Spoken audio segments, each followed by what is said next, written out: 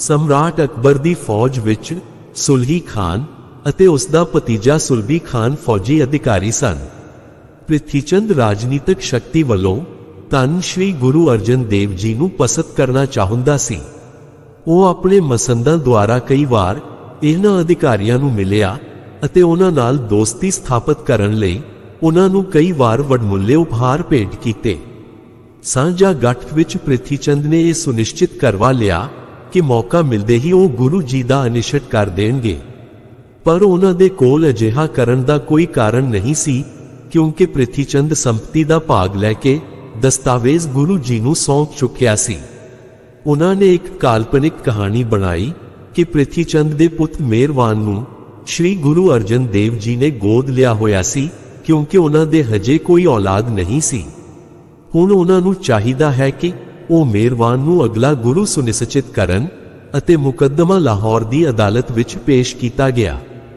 जवाब विच गुरु जी ने कहा कि गुरु पदवी किसी दी अमानत दी चीज नहीं हुंदी, ये तां रब दा प्रसाद है, अर्थात रूहानियत दा एक करिश्मा हुंदा है, इसलिए ये सेवकां विचों किसे नूं भी मिल सकती है। जवाब उचित सी, इसलिए मुकदमा खारिज हो गया। पर प्रिथीचंद ने एक होर मंग कीती कि मेरे पुत नूं सिख सेवकां वल्लों होण वाली कमाई विचों अद्धी मिलनी चाहिदी है। इस वार भी गुरु जी ने जवाब भेजिया कि सिख सेवकां दी कमाई भी तत्कालीन गुरु पदवी प्राप्त व्यक्ति दी ही हुंदी है, क्योंकि वह तां सेवकां द्वारा प्रेम अते शरधा दे पात्र बनन तो सहज प्राप्त हुंदी है। ये कोई लगान तां है नहीं जिन्हों बलपूर्वक प्राप्त किया जा सके अते अधिकार दस्या जा सके। ये जवाब भी उचित सी। जज ने यह मंग भी खारिज कर दिती, पर प्रिथीचंद अड़ियल सी। उसने एक होर मंग कीती अते कहा, अर्जन देव ने मेहरवान नूं अपना दत्तक पुत मन्निया है ਅਤੇ ਉਹਨੂੰ ਅੱਧੀ ਸੰਪਤੀ ਮਿਲਣੀ ਚਾਹੀਦੀ ਹੈ। ਇਸ ਮੰਗ ਦੇ ਜਵਾਬ ਵਿੱਚ ਗੁਰੂ ਜੀ ਨੇ ਜਵਾਬ ਭੇਜਿਆ, ਸਾਡੇ ਸਾਰੇ ਪੁੱਤ ਹਨ, ਅਸੀਂ ਸਾਰਿਆਂ ਨੂੰ ਪਿਆਰ ਕੀਤਾ ਹੈ, ਫਿਰ ਵੀ ਅਸੀਂ ਕਿਸੇ ਨੂੰ ਲਿਖਤੀ ਰੂਪ ਵਿੱਚ ਦਤਕ ਪੁੱਤ ਹੋਣ ਦੀ ਘੋਸ਼ਣਾ ਨਹੀਂ ਕੀਤੀ। ਜੇਕਰ ਮਿਹਰਬਾਨ ਸਾਨੂੰ ਆਪਣਾ ਪਿਤਾ ਮੰਨਦਾ ਹੈ ਤਾਂ ਉਸ ਨੂੰ ਸਾਡੇ ਕੋਲ ਰਹਿਣਾ ਚਾਹੀਦਾ ਹੈ। ਸੰਪਤੀ ਆਪਣੇ ਆਪ ਸਮਾਂ ਆਉਣ ਉੱਤੇ ਮਿਲ ਜਾਵੇਗੀ। ਜਵਾਬ ਇਹ ਵੀ ਉਚਿਤ ਸੀ। इस लिए न्यायाधीश ने सुझाव दिता कि तुहाडे कोल कोई लिखती दस्तावेज नहीं हन, प्यार मुहब्बत वालों ही संपत्ति प्राप्त करो। पर प्रिथीचंद नूं संतोष नहीं सी अते उसने जोर नाल संपत्ति प्राप्ति दी योजना बना लई। प्रिथीचंद दिल्ली गया। उत्थे उसने सुलभी खान नूं उकसाया कि वह श्री अमृतसर साहिब जी उत्ते हमला करे अते फौजी जोर नाल श्री गुरु अर्जन देव जी नूं फिर बंटवारे लई मजबूर करे ਜਾਂ ਹਮੇਸ਼ਾ ਲਈ ਬੇਦਖਲ ਕਰ ਦੇ। ਸੁਲਭੀ ਖਾਨ ਨੇ ਭਰਾਵਾਂ ਦੀ ਫੂਟ ਦਾ ਮੁਨਾਫਾ ਚੁੱਕਣ ਲਈ ਆਪਣੀ ਫੌਜੀ ਟੁਕੜੀ ਲੈ ਕੇ ਸ਼੍ਰੀ ਅੰਮ੍ਰਿਤਸਰ ਸਾਹਿਬ ਚੱਲ ਪਿਆ। ਰਸਤੇ ਵਿੱਚ ਜਲੰਧਰ ਨਗਰ ਦੇ ਉਸ ਪਾਰ ਬਿਆਸ ਨਦੀ ਦੇ ਇੱਕ ਕੰਢੇ ਉਸ ਨੂੰ ਇੱਕ ਬਾਹਰ ਕੱਢਿਆ ਹੋਇਆ ਅਧਿਕਾਰੀ ਮਿਲਿਆ ਅਤੇ ਉਸਨੇ ਪਿਛਲੀ ਤਨਖਾਹ ਦੇ ਭੁਗਤਾਨ ਦੇ ਵਿਸ਼ੇ ਵਿੱਚ ਸੁਲਭੀ ਖਾਨ ਨੂੰ ਆਗ੍ਰਹ ਕੀਤਾ। ਪਰ ਸੁਲਭੀ ਖਾਨ ਨੇ ਹੰਕਾਰ ਵਿੱਚ ਆ ਕੇ तनख्वाह के बदले उसनूं भद्दी गालियां दे दित्तियां। इस उत्ते वो भूतपूर्व फौजी अधिकारी जिसका नाम सैयद हसन अली सी, वो आत्म सन्मान नूं लगी ठेस सहन नहीं कर पाया। उसने तुरंत म्यान विचों तलवार कड्डी अते पल पर विच सुलभी खान दा सिर कलम कर दिता। आप वो भज के ब्यास नदी दे दलदल खेतर विच लुपत हो गया। सरदार दी अणहोंद विच फौज परत गई। इस प्रकार प्रिथीचंद दी योजना निष्फल हो गई अते वो किस्मत नूं कोसदा रहा।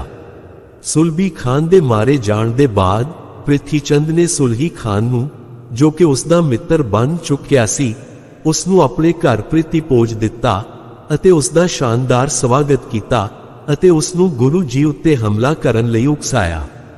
दूजे पासे श्री गुरु अर्जन देव जी महाराज नूं ਇਹ सूचना उन्हां दे श्रद्धालु सिखां ने तुरंत पहुंचा दिती कि आप जी उत्ते सुलही खान हमला करन वाला है, तुसी कोई उपाय समा रहिंदे कर लवो।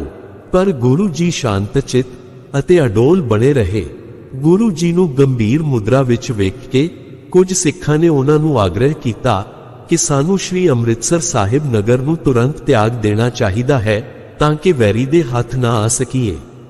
ਕੁਝ ਸਿੱਖਾਂ ਨੇ ਗੁਰੂ ਜੀ ਨੂੰ ਸੁਝਾਅ ਦਿੱਤਾ ਕਿ ਤੁਹਾਨੂੰ ਤੁਰੰਤ ਇੱਕ ਪ੍ਰਤੀਨਿਧੀ ਸੁਲਹੀ ਖਾਨ ਦੇ ਕੋਲ ਭੇਜ ਕੇ ਉਸ ਦੇ ਨਾਲ ਕੁਝ ਲੈ ਦੇ ਕੇ ਇੱਕ ਸੁਲਾਹ ਕਰ ਲੈਣੀ ਚਾਹੀਦੀ ਹੈ। ਕੁਝ ਨੇ ਸੁਝਾਅ ਦਿੱਤਾ ਕਿ ਸਾਨੂੰ ਵੈਰੀ ਦਾ ਸਾਹਮਣਾ ਕਰਨਾ ਚਾਹੀਦਾ ਹੈ। ਭਾਂਤੀ ਭਾਂਤੀ ਦੇ ਵਿਚਾਰ ਗੁਰੂ ਜੀ ਨੇ ਸੁਨੇ, ਪਰ ਉਹ ਅਡੋਲ ਸ਼ਾਂਤਚਿਤ ਪ੍ਰਭੂ ਭਜਨ ਵਿੱਚ ਵਿਅਸਤ ਹੋ ਗਏ। ਫਿਰ ਧੰਨ ਸ਼੍ਰੀ ਗੁਰੂ ਅਰਜਨ ਦੇਵ ਜੀ ਮਹਾਰਾਜ ਨੇ ਕਿਹਾ ਕਿ ਸਾਨੂੰ ਅਕਾਲ ਪੁਰਖ ਤੇ ਭਰੋਸਾ ਕਰਨਾ ਚਾਹੀਦਾ ਹੈ, ਉਹ ਸਭ ਸਹੀ ਕਰਨਗੇ। ਉਹੀ ਸਰਵ ਸ਼ਕਤੀਮਾਨ ਸਾਡੀ ਸੁਰੱਖਿਆ ਕਰੇਗਾ। ਹੇਰਾ ਪਿੰਡ ਵਿੱਚ ਪ੍ਰਿਥੀ ਚੰਦ ਨੇ ਆਪਣੇ ਦੁਆਰਾ ਬਣਾਏ ਗਏ ਸਰੋਵਰ ਦੇ ਕੇਂਦਰ ਵਿੱਚ ਭਵਨ ਬਣਾਉਣ ਲਈ ਇੱਟਾਂ ਦਾ ਪੱਠਾ ਲਗਾਇਆ ਹੋਇਆ ਸੀ। ਉਸ ਵਿੱਚ ਇੱਟਾਂ ਪੱਕ ਰਹੀਆਂ ਸਨ। ਉਸ ਦੇ ਮਨ ਵਿੱਚ ਆਇਆ ਕਿ ਮੈਂ ਆਪਣੇ ਮਹਿਮਾਨ ਨੂੰ ਪਿੰਡ ਦੀ ਸੈਰ ਕਰਵਾ ਦੇਵਾਂ ਅਤੇ ਦਿਖਾਵਾਂ ਕਿ ਕਿਹੜੇ-ਕਿਹੜੇ ਵਿਕਾਸ ਕਾਰਜ ਕੀਤੇ ਜਾ ਰਹੇ ਹਨ। ਉਹ ਸੁਲਹੀ ਖਾਨ ਨੂੰ ਇੱਟਾਂ ਦੇ ਪੱਠੇ ਦੇ ਕੋਲ ਲੈ ਗਿਆ। ਉਸ ਸਮੇਂ ਸੁਲਹੀ ਖਾਨ ਫੌਜੀ ਪੋਸ਼ਾਕ ਵਿੱਚ ਘੋੜੇ ਉੱਤੇ ਸਵਾਰ ਸੀ। ਉਹ ਏੜੀ ਲਗਾ ਕੇ ਘੋੜੇ ਨੂੰ ਇੱਟਾਂ ਦੇ ਆਵੇ ਉੱਤੇ ਚੜਾ ਕੇ ਲੈ ਗਿਆ।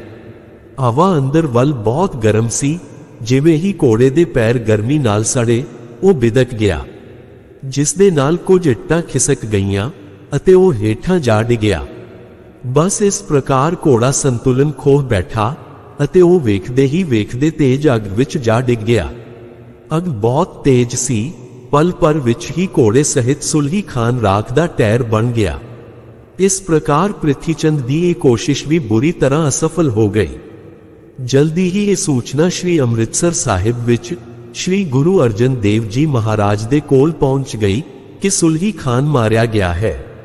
ਉਸੇ ਪਲ ਗੁਰੂ ਜੀ ਨੇ ਅਕਾਲ ਪੁਰਖ ਦਾ ਧੰਨਵਾਦ ਕੀਤਾ ਅਤੇ ਸੰਗਤ ਨੂੰ ਦੱਸਿਆ, ਨਿਰਦੋਸ਼ਾਂ ਨੂੰ ਹਮੇਸ਼ਾ ਇੱਕ ਪ੍ਰਭੂ ਦਾ ਹੀ ਸਹਾਰਾ ਹੁੰਦਾ ਹੈ। ਜੇਕਰ ਅਸੀਂ ਪ੍ਰਭੂ ਉੱਤੇ ਪੂਰਾ ਭਰੋਸਾ ਰੱਖੀਏ ਤਾਂ ਉਹ ਆਪ ਰੱਖਿਆ ਕਰਦਾ ਹੈ। ਜਦੋਂ ਉਹ ਸਰਵ ਸ਼ਕਤੀਮਾਨ ਸਾਡੇ ਨਾਲ ਹੈ ਤਾਂ ਕੋਈ ਵੀ ਵੱਡਾ ਵੈਰੀ ਸਾਡਾ ਬਾਲ ਵੀ ਵਿੰਗਾ ਨਹੀਂ ਕਰ ਸਕਦਾ। ਫਿਰ ਪਾਤਸ਼ਾਹ ਨੇ ਇਸ ਘਟਨਾਕ੍ਰਮ ਨੂੰ ਪ੍ਰਭੂ ਦਾ ਧੰਨਵਾਦ ਕਰਦੇ ਹੋਏ ਇਸ ਪ੍ਰਕਾਰ ਕਲਮਬੱਧ ਕੀਤਾ। ਪ੍ਰਥਮੇ ਮਤਾ ਜੇ ਪਤਰੀ ਚਲਾਵੋ, ਦੁਤੀਏ ਮਤਾ ਦੋਇ ਮਾਨੁਖ ਪਹੁੰਚਾਵੋ, ਤ੍ਰਿਤੀਏ ਮਤਾ ਕਿਛ ਕਰੋ ਉਪਾਇਆ, ਮੈਂ ਸਭ ਕਿਛ ਛੋੜ ਪ੍ਰਭ ਤੋ ਹੀ ਤੇ ਆਇਆ, ਮਹਾ ਆਨੰਦ ਅਚਿੰਤ ਸਹਜਾਇਆ, ਦੁਸਮਨ ਦੂਤ ਮੁਏ ਸੁਖ ਪਾਇਆ, ਸਤਗੁਰ ਮੋਹ ਕੋ ਦਿया उपदेश, जीव पिंड सब हर का देश, जो किछ करी सो तेरा ताण, तू मेरी ओट तू है दी बाण, तू दनो छोड़ जाइए प्रभ को तर, आन ना थिया तेरी समसर, तेरे सेवक को किसकी कान, साकत पूला फिरै बेबाण, तेरी वड्याई कही ना जाए, जा कह राख लह गल लाए, नानक दास तेरी सरनाई, प्रभ राखी पैज वजी वादाई।